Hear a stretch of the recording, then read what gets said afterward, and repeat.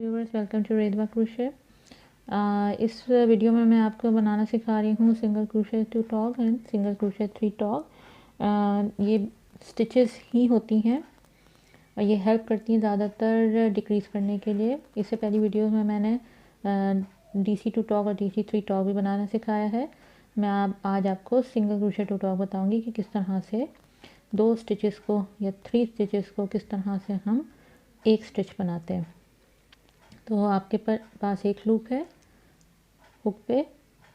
Next stitch पे आपने yarn over करके बाहर निकाला, जैसे सिंगल क्रोशे बनता है, लेकिन आप इसको सिंगल क्रोशे नहीं बनाएंगे।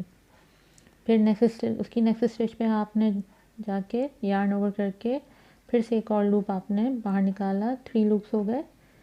उसके बाद आपने यार्न ओवर किया और इन तीनों लूप्स में से एक साथ आपने निकाल लिया।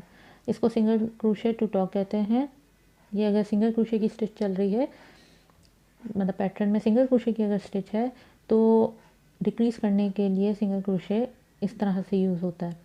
उसी तरह सिंगल क्रोशे 3 टॉग का भी यही चीज़ होती है कि आपने जब 2 टॉग में 2 दफ़ा आपने इस तरह निकाला है, तो 3 टॉग में आप 3 दफ़ा 3 स्टिचेस मैंने निकालेंगे एक एक दफ़ा। ये इस तरह से 4 लूप्स हो गए। मैंने 3 स्टिचेस में से निकाला, 4 लूप्स आ गए और ये मैंने एक साथ ले लिया। हमेशा याद रखिएगा, जो पहला लूप होता है, यानी कि जैसे ये अभी हुआ, अब मेरे इस पे है हुक पे, ये काउंट नहीं करता है। ये स्टार्टिंग लूप होता है हमेशा, इसको हम काउंट नहीं करते हैं। काउंट हमारे नेक्स्ट जो स्टिचेस हम लोग जितने ले रहे हैं उनको काउंट किया जाता है।